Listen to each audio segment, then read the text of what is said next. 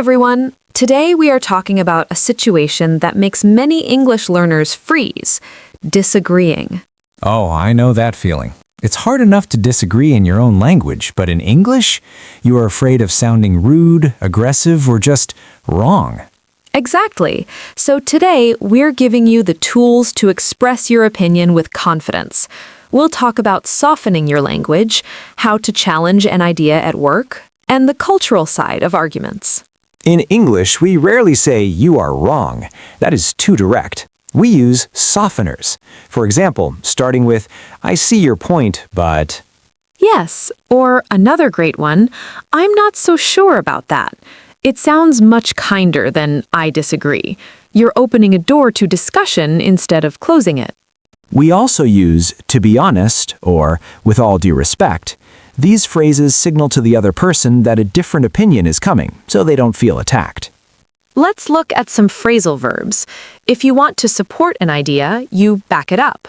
Can you back up your argument with some data? And if you want to mention a new topic during a disagreement, you bring it up. I'm glad you brought that up, but I have a different perspective. Sometimes you have to stand your ground. This means you refuse to change your opinion because you really believe in it. But you can stand your ground and still be a classy communicator. There's a big difference here. At work, it's about the task. You can say, I have some reservations about this plan. This is very professional.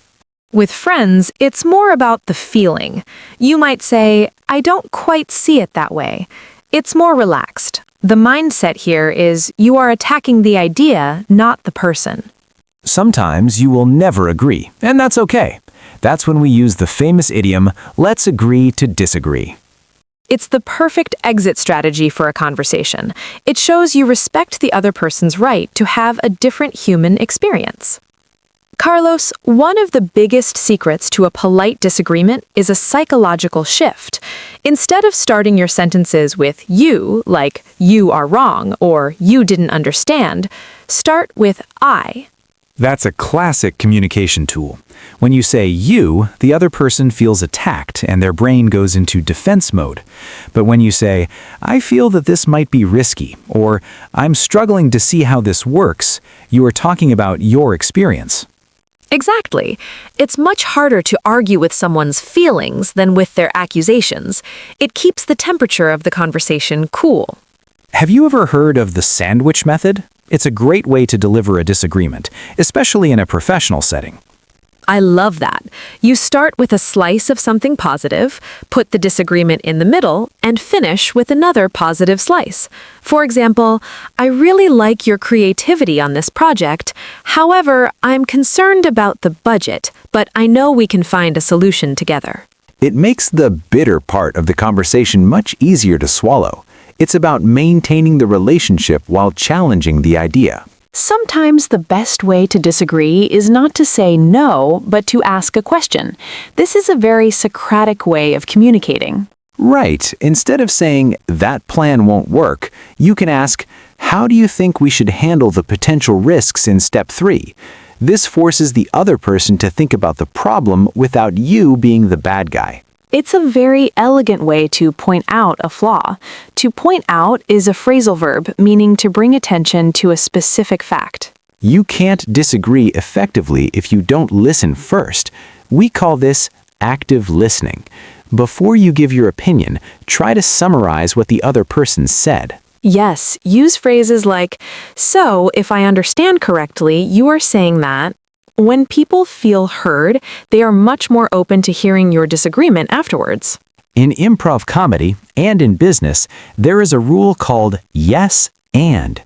Instead of saying no but, which stops the energy, you say yes and to pivot the conversation. For example, yes, I agree that we need more sales, and that's exactly why I think we should focus on a different marketing strategy. You're building on their thought instead of knocking it down. This is a podcast, so our listeners can hear our tone, but in real life, your body language speaks louder than your words. If you are crossing your arms or looking at your watch, it doesn't matter how polite your English is. soft eyes, an open posture, and a calm, steady voice. In English, we say, it's not what you say, it's how you say it. A disagreement delivered with a smile is a conversation.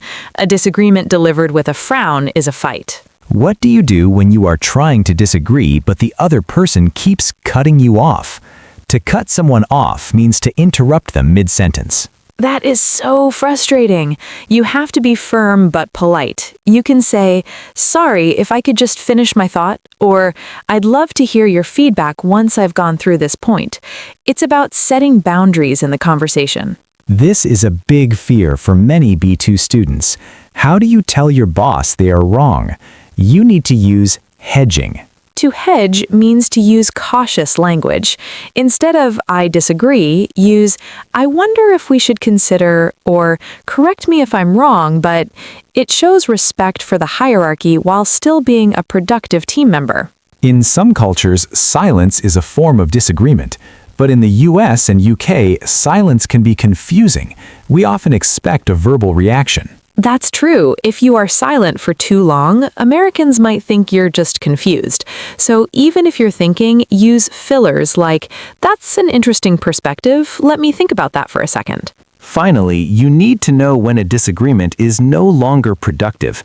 If the other person is becoming aggressive or illogical, it's time to drop it. To drop it means to stop talking about a subject. You can say, I think we should take a break and come back to this later. Protecting your mental energy is a huge part of your mindset and long-term success. Practice these phrases this week. Don't be afraid to speak your truth. Subscribe to Master the Art of Conversation. And tell us in the comments, is it easy or hard for you to disagree in English? Why? See you in the next episode. Bye.